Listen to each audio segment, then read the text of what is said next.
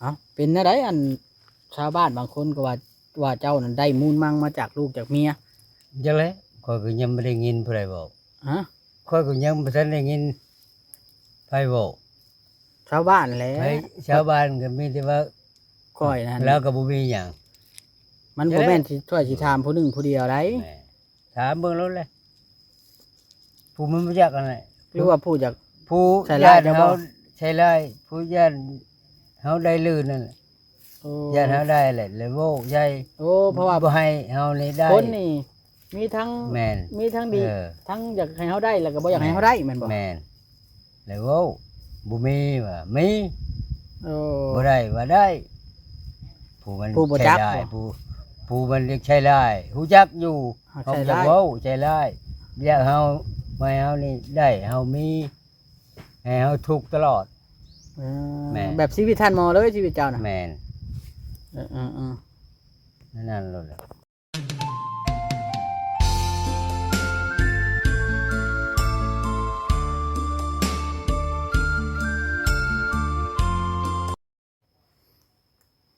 สบายดีเด้อพี่น้องเนาะสบายดีพี่น้องเนาะอันมื้อนี้เบาลีก็เข้ามาหาพอลุงคำใสพี่น้องเนาะสื่อลุงคำใสที่ว่ามาอยู่น้ำทันหมอแล้วตอนนี้แล้วกำลังเฮ็ดเวียกเหตุการณ์ช่วยทันหมอพี่น้องเนาะซุมื้อนี้ก็คือพิสูจน์ตัวเองแหละว่าเป็นคนดีแท้ก่อนพี่น้องเนาะเพราะว่าการที่ออกมาอยู่วันนี้ก็เฮ็ดให้ FC แล้วก็ทางด้านชาวบ้านเพิ่นก็แคบเครื่องใจว่าเป็นได้จังออกมาหั่นน่ะพี่น้อง จักหน่อยว่าอยากได้คือทันหมอบ่จังซั่นจังซี่นะก็เลยเราก็เลยพิสูจน์ตัวเองว่าเราบ่มีหยังแท้ให้เป็นคนดีแท้นะพี่น้องเพราะว่าเบ้าลี่ก็ได้ถามทั้งชาวบ้านแน่ทั้งชาวบ้านทางหยังแน่ว่า บางคนก็ว่า เราได้จากเมียเรามาอยู่บางคนก็ว่าเราบ่ได้หั้นนะพี่น้องผู้ที่รู้จักแท้ๆแล้วต้องเป็นตัวเราเองพี่น้องเนาะเฮาสิมาสัมภาษณ์เราอีกครั้งหนึงพี่น้องเอ้ยเนาะอันนี้ก็ เวลาสิซอยเรือคนนี่เขาต้องสืบและสืบสาวเล่าเรื่องพี่น้องเนาะบางคนซอยไปแล้วก็บ่คือขึ้นก็มีจนบ่ได้ทายก็มีบางคนนะพี่น้องเพราะว่าซอยไปแล้วพอเขาได้เบิดทุกอันแล้วก็เขาก็บ่สนใจผู้ซอยอันนะก็มีได้แบบนั้นก็เนาะไปเบิ่งน้ำกันพี่น้องพี่น้องสบายดีลุง สบายดีล่ะเลย ไปเป็นจะได้มื้อนี้เฮ็ดเฮ็ดหยังแน่แล้วมื้อนี้ ดีแม่งมื้อนี้ก็แต่เช้าพุ่นเลยก็นึ่งข้าวเฮ็ดอยู่เฮ็ดกินชวนท่านหมอเพิ่นกินแล้วก็ชักเชือกชักผ้าโยกน้ำโยกในเอาไว้เพิ่นอาบ เจ้าน่ะบ่ แล้วก็เสียหญ้าชวนยางสิปลูกแตงเมอร์เชอรี่กินนี่แหละ เอ้าบัดเดียวลานสิถามแบบนี้บัดนี้ จ้ะ ก็คือตอนนี้นะมันบ่แม่นตั้งแต่อันนั้นได้ทั้ง FC ทั้งชาวบ้านเพิ่นตั้งข้อสงสัยว่าเจ้านี่อาจสิได้สมบัติจากลูกจากเมียมา เพราะว่าปะกันนี่เพิ่นบ่เชื่อดอกว่าเขาสิบ่ปันหยังหันนะได้อยู่บ่ บ่ได้ ยืนยันบ่ ไม่ได้เอาหยัง อ๋อบ่ได้เอาหยังมาเลย บ่ เขาบ่ให้หยังเลยหรือว่าเขาไล่เจ้าหนีบ่จังบ่ให้หยัง อ้าวเขาชงนี้เลยก็ไล่นั่นแหละจำไรเลย ไปส่งนี่ เขาบ่ให้หยังกันเขา ไม่ ส่ง หยัง บ่ แม่เลยได้แต่ชาติกำมอนเลย ไปครบพีขึ้น ไปขอผีออก เขาชงแต่พีเขา ออกจาก ฮีด ออกจากผีเขาเลย ฮีดบ้านเรา โอ้โมง ชง โมง อะไร นี่เด้ เนี่ย โมง มงนี่ เพลแล้วบ่ ล้านหยังล้าน เออโม ให้ ง ใช้ โมงแต่หึงแล้วพี่น้องเอ้ย แน่เลย จนเก่าไปแล้วเนาะ แม่เลย อ๋อ พอได้ใช้พอได้เบิ่ง ซุมื้อนี่เจ้าหนึ่งบ่หนึ่งข้าวหนึ่งน้ำ เจ้า ช่วยทันหมอได้ เจ้าเฮ็ดอยู่เฮ็ดกิน แล้วที่เป็นเฮ็ดหยังแล้วก็ตักน้ำให้กินสิตักน้ำกินเองก็ยังบ่เป็นบีบน้ำ ตั้งน้ เอาก็เลย ำเจ้าได้เฮ็ดน้ำหาน้ำให้เจ้ากินเรากินบ่ เจ้าอาบน้ำให้อีกวันนี้เช้านี้ก็เช็ดต้นก็โตให้ อืม เพราะว่าจะอาบไปบาดเพิ่นยังบ่ดีจุก็บอกว่าอาบแล้วมันเปื่อย เดี๋ยวเช่น น้ำ เช่นให้เพิ่น เจ็ดให้เพิ่น เออสรุปแล้วก็บ่ได้หยังจากลูกจากเมียเนาะ เจ้า อันนี้ก็ว่อนเจ้าทางนี่บ่แม่นเนาะดินเจ้า ดินลูกไผ่ เพราะว่าชาวบ้านบางคนเพิ่นก็ว่าดินนั่นได้ เพิ่นก็ว่าดินเจ้าได้ บ่แม่นบ่ ชื่อ เออ ไผ่กับลูกชายอะนะลูกชายไปเอาเพิ่นเขา เขาซื้อบ่จังเป็นดินเขาก็ดินพ่อแม่ลูกไผ่ปันให้ ดิน เขาเนี่ยไม้เอาตะกี้ ตั้งแต่เฮิงๆพวก ไม้เคยเทิงบวกเขาไม้เขาได้ อือ คือแค่นี้จะได้ชื่อเนี่ย ๆอือ มีแต่โคกหรือยัง จุมเจ้ามีแผนสิปลูกหยังเลยนี่กะท่านหมอ ปลูกมักทั่วมักแตงนี่แหละมักเขือยังหอมยังพอได้กินว่ะ 2คนนะ เจ้า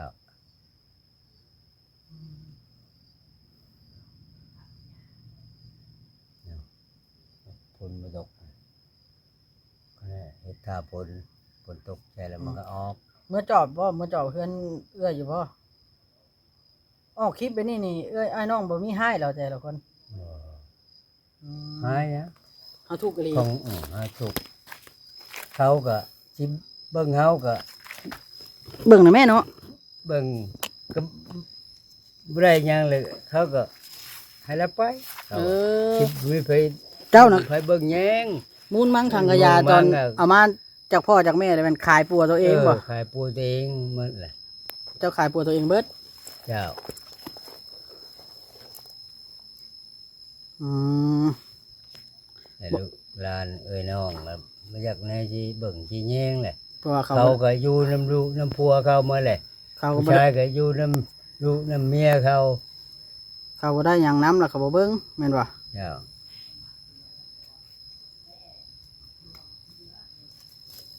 นั่นแหล้วเนาะบ่ได้หยังน้ำไผสิเบิ่ง คนเขามานี่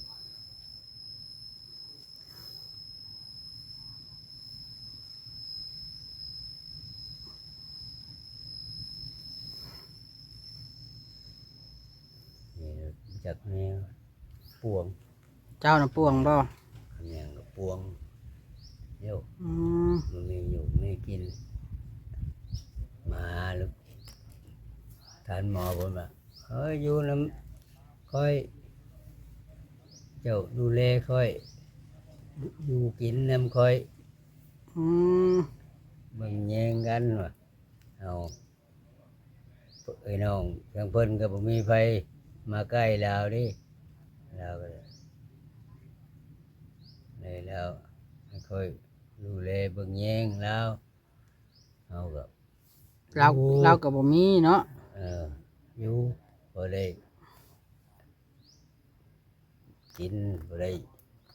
อยู่ไปนี่แหละ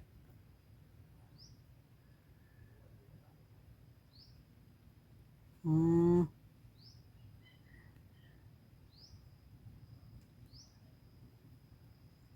ชีวิตคนเฮา คันแม่น แปลว่า คือ คัน ยัง ชาวบ้านว่าเจ้าได้ เป็นมิ ได้อยู่นี่แม่นเขาใช้ล่ายเจ้าบ่น่ะ แม่นใช้ได้ ฮะ ที่จริง มีไปอย่าง ที่จริงเจ้าบ่ได้เว้าเนาะ จ้ะ เจ้าบ่ได้ จ้ะจ้ะมีเพิ่นบ่ให้หยังเทหานำกันเฮ็ดนำกันจักแนว เดี๋ยว ขนาดนาก็ยังของเฮาเอามา เรียกว่าเขาเอา แล้วเขาเอาเพิ่นบอกว่าอ้าวเจ้าเอามาเปิดเห็นมีลายเซ็นบ่จักมีบอก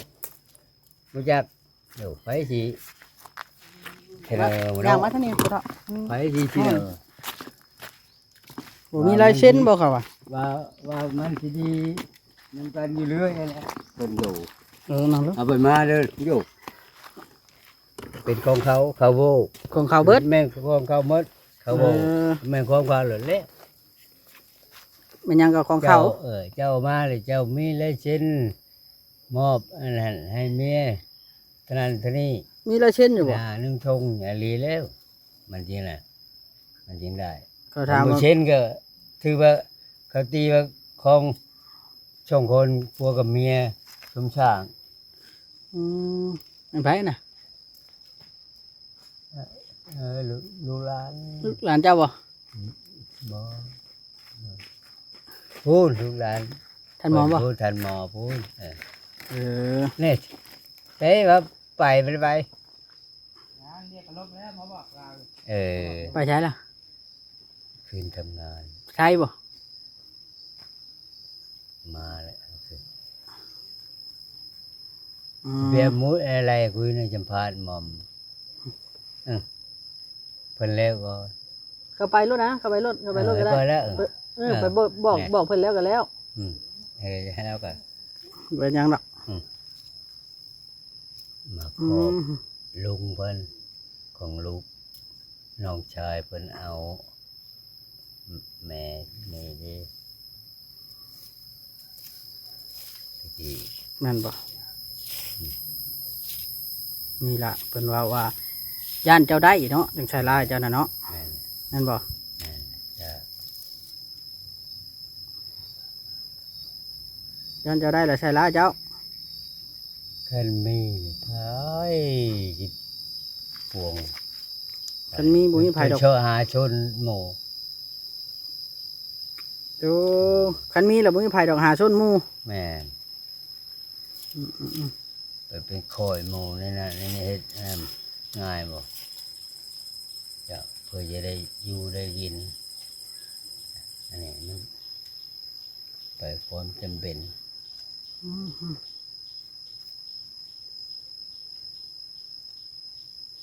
มันบ่มีไปตามมันบ่มีนี่แหละ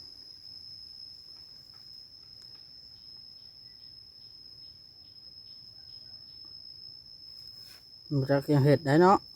จะ ถือว่าเจ้าก็บ่ได้แม่นว่าคนขี้ข้าน โอ้ ชาวข่อยเบิ่งว่าบ่ได้แม่นคนขี้ข้านนั่นนี่ เพื่อนหลังหนึ่งช่องหลังเนี่ย เจ้าบ่เป็น นา คน เป็นทง เจ้าเป็นคนเฮ็ดเลย แล้วเขาเอาเบิด แม่น ตอนชาลานแปลนน่ะ เฮ็ดนำกันหักคอยเป็นผู้เฮ็ดเงินลูกเพิ่นแน่เอาหาแน่เอาเป็นผู้เฮ็ด อืม จำได้อย่างโอ้หลังหนึงอะแต่ว่าไทรเสียน แล้วบัดเขาเอาเบิดซับ นาจะเป็นทงขุดจะจำได้ เฮ็ดได้ยังบ่ปั่นกันจังดีเนาะ อืม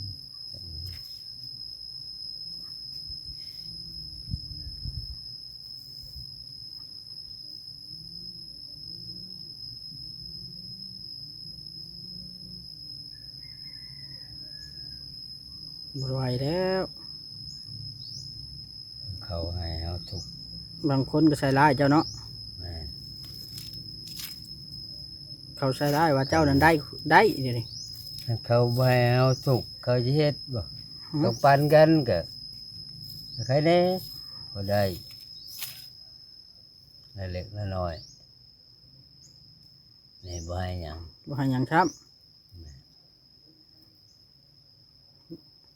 แปลว่าเขาเว้าบ่ได้เขาจังบ่ให้นะหรือว่าเขาขึ้นบ่อยังให้ก็บ่ให้รถ เขาตีว่าเงินลูกเงินลูกเขาชื่อเขาว่า งั้นลูกก็ซื้อ แม่นไม่ได้เงินลูกเงินเขาอะแล้ว เขาบ่เว้าถึงเจ้าเลย เจ้าเขาว่าของเขา เขาเอาของเขาเบิด ของเขาผู้เดียวแม่น เจ้านั้นโดนใส่ร้ายตลอดค่ายกับท่านหมอเนาะ เจ้า โดนใส่ร้ายแล้ว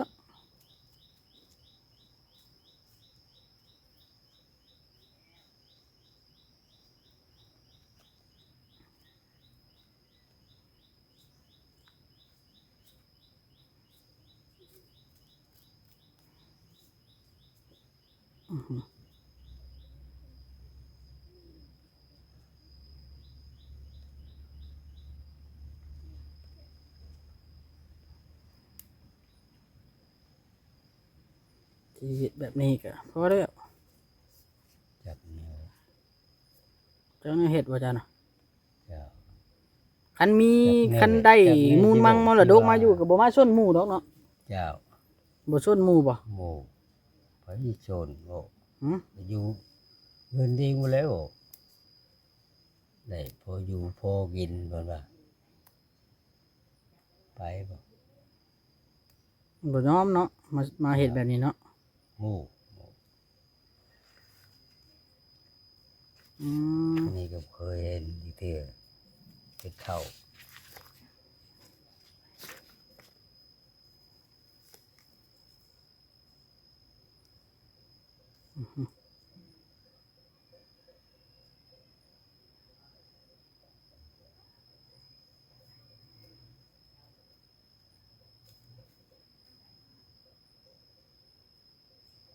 ชีวิตเนาะ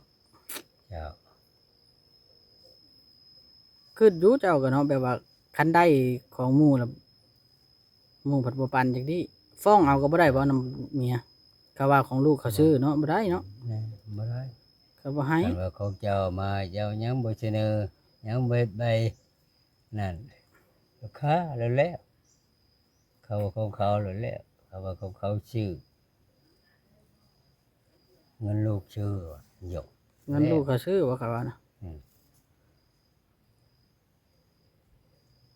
อืม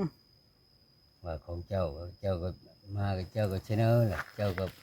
อันนี้คือบ่เสนอหยังบ่เขาว่า แม่น ตอนเจ้าเอามาตอนใดบ่เขาว่า ตอนที่ยังบ่ทันมีเมียก็บ่มีหยังแล้วมาสู่เฮ็ดอยู่เฮ็ดกินเอาลิ้นมันลิ้นดอนเอามาเฮ็ดมาช่างเอามาขุดเอา อืม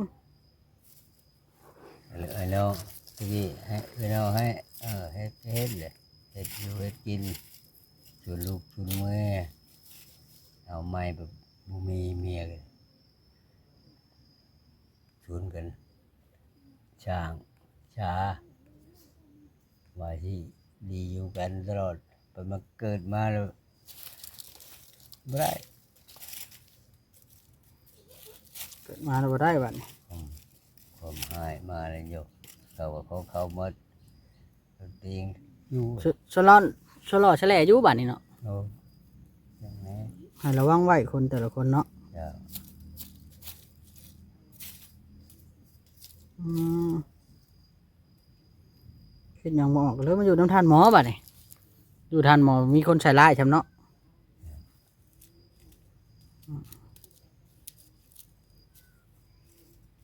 เฮ็ดอันนั้นเนาะเจ้าเด่นเนาะเฮ็ดสวนกับทานหมอแม่นบ่ เจ้าเฮ็ดชวนเลยปลูกแตงมักชลีนเลย พอได้กิน ตกใจพอได้กินบ่ได้กินบ่ได้กินจ้าพอได้เยี่ยมได้คอยเลยแต่มันเกิดอย่าได้งัวแล้ววัวก็ยังบ่มีพวกงัวแบะจำได้แล้วบ่เฮ็ดหัวก็บ่ได้กินแล้วฮะงัวเขากิน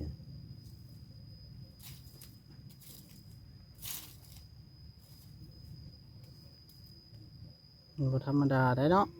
ครับ ต้องมีหัวก้อนแม่นบ่ ปลูกแล้วก็เผ็ดหัวมันจับ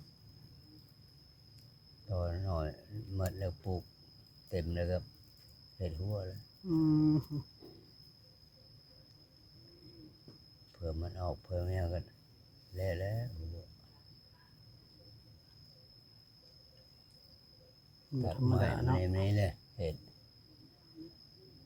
มัดใจผมรวง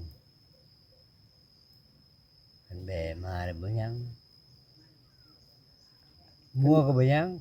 ไปมันเกิด แม่มาบ่ยัง โอ้ยงัวใช่นี่งัวโอ้ดองเลยบุเลย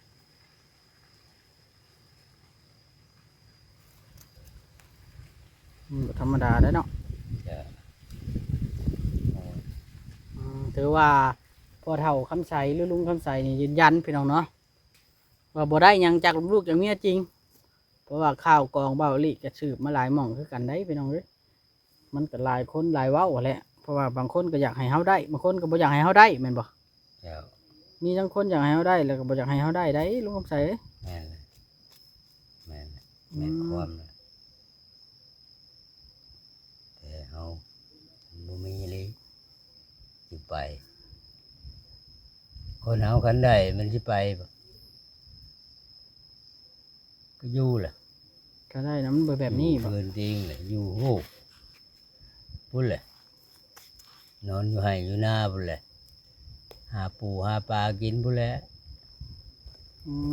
เงินสิมาอยู่แบบนี้ โอ้ย โอ้ดีเอาก็ถือว่าได้ข้อสรุปเนาะพี่น้องเนาะลุงคำใสแล้วก็ยืนยันว่าเรานี่บริสุทธิ์ใจว่าฉันจะมาด้วยความบ่มีอีหลีบ่แม่นบ่มาตัวมาหลอกทางด้าน FC หรือว่ายูทูบเบอร์หรือว่าชาวบ้านพี่น้องเอ้ยเนาะก็ให้สบายใจได้เนาะ เจ้า ลุงคำใสเนาะ เจ้า โอเค อันนี้ก็บ่มีทางไปบ่ได้ไปจะได้จักเทื่อ โอเคบาทนี่จังได๋ก็สบายดีลุงคำใส สบายดี โดย ลูกหลานเด้อ